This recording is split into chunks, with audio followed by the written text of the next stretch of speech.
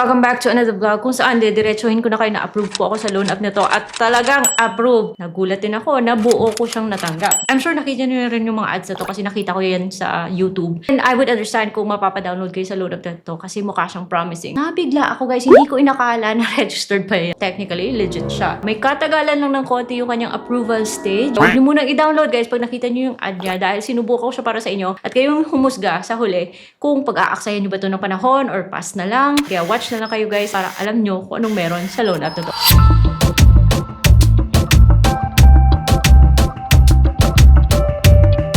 Hello everyone! Welcome back to my channel because alam nyo na ako na yung loan app na pag-uusapan natin, yung inutangan ko at na-approve ako, yung totoong na-approve ha. Disclaimer na lang muna tayo that this video is not sponsored and it is based on my personal experience because like I said, nakita ko yung ad niya, na-curious ako. I-share ko sa inyo yung lahat na natuklasan ko about this loan app. As mentioned, based on my personal experience, hindi yung experience ng ibang tao, guys. So for this video, I'm wearing my favorite red lip color and this is from L'Oreal. Ayan po. So if you guys are interested, if you like how red it is, naglagay po ako ng product link. Para kung bet nyo, okay, go ahead. Check out nyo na mga best. SEC registered talaga siya ha. Like talaga. Pero it's under Copperstone Lending.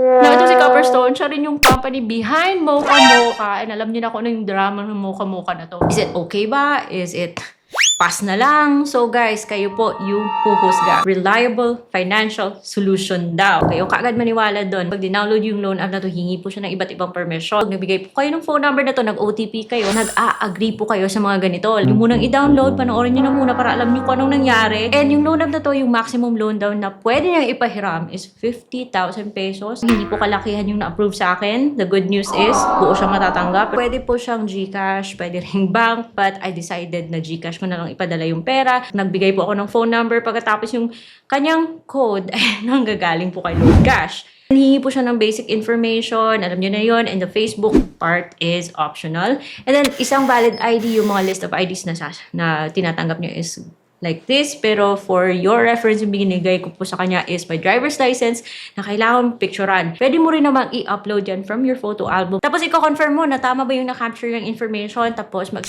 selfie po tayo. Dalawang contact references, mainly yung hihingi niya, but you also have the option to add more. Pero para sa akin, hindi na ako nagbigay ng additional, no? Huwag kayong mag-expect na kaagad malaking amount yung i-offer sa'yo kasi especially kung bago ka pa sa loan app na to, expect ka na magsisimula ka sa mababang amount. Pero hindi ko inakala, guys, na doon ako magsisimula sa 500. Yung offer sa akin ay 500. Yung offer sa akin ay 500. Kita po siya ng terms. Merong 5 terms, 4 terms, 3 terms, and pinakita niyo yung first repayment date. And sa pagkaka-observe ko, 5, 4, or 3 months, there's an interval of like 7 days between every term. Oh, so kung nasa 5 term per every term daw, 125.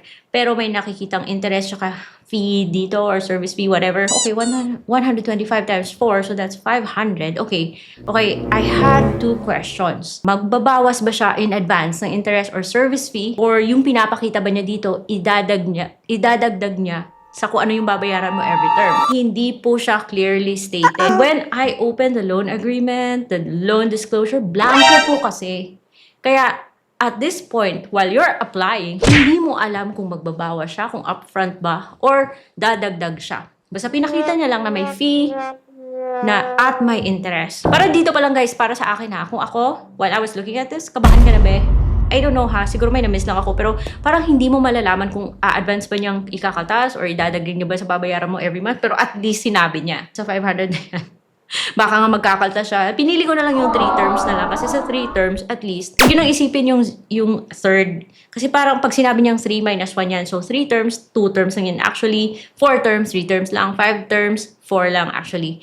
So, sa 3 terms, 2 beses ka magbabayad ng 250. Sabi niya, 0 daw. Wala kang babayaran on yung 3rd term, just the interest na pwede niyang i-waive. Kung good payer ka, alam niyo na yung dramang yan. Bibigay ka po ng payout information or kung saan ipapadala yung loan mo. And I chose na ipadala niya sa aking GCash. Katagalan yung kanyang approval process ha. Naghintay ako na siguro sobra 13 minutes. Ito ba yung confusing na part kasi sabi niya, disbursing na, pero humihingi pa siya ng additional info.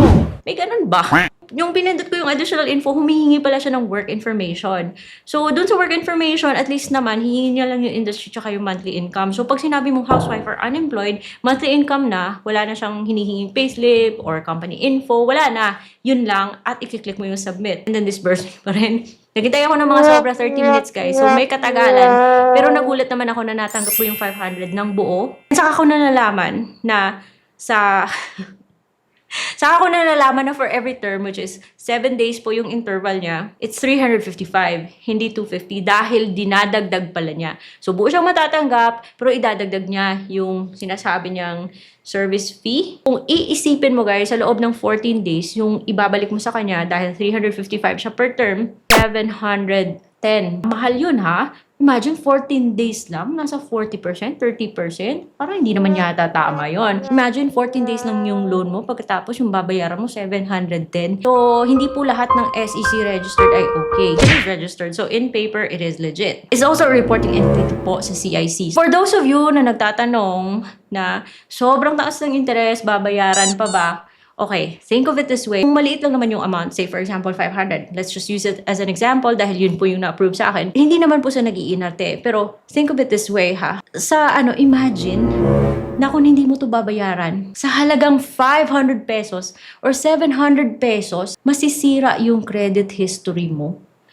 And you're letting go of the chance na ma-approve ka sa mga loan app na maaaring magpahiram ng 30,000 pesos at mas legit pa sa loan app na to. Kaya nga guys, ito yung sinasabi ko palagi na bago tayo umutang sa mga OLA, especially yung mga OLA na SEC registered at nagre-report sa CIC, nakapag-isipan nyo muna ng mabuti kung talaga bang i-go nyo to o hindi. Dahil ang hirap po na sa halagang ganito, 500, 700, maaapektuhan yung credit history nyo. Paano kayo maa-approve sa mga loan apps na mas maganda yung term kung nagkaroon kayo ng bad record sa loan app na to? Gustuhin man natin o hindi, love it or hate it, it is stated na SEC registered siya and CIC reporting entity po.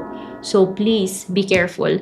Ngayon, if ayaw nyo sa ganitong loan app, then meron naman po tayong mga options. Meron po tayong mga legit loan apps na sa ganitong playlist na siguro bago kayo mapadpad dito sa kay Load Cash na to ha. Unahin nyo muna yung mga loan apps na to. Kasi para sa akin, based on my experience, mas better po yung mga ino-offer niyang terms. So, hindi naman ako nagre-reklamo sa 500 lang na in-approve sa akin. And so far, thankful naman ako na buo naman siya natatanggap. Pero yung ayaw natin dito is yung taas ng fee na idadagdag niya. So, yun guys. That is why for me, yung loan app na to, it's a no-go. Pero nasa inyo yan. Kayo na po yung humusga. Then, kung meron kayong mga loan apps gusto yung pasilip, let me know in the comment section. And see you on my next vlog.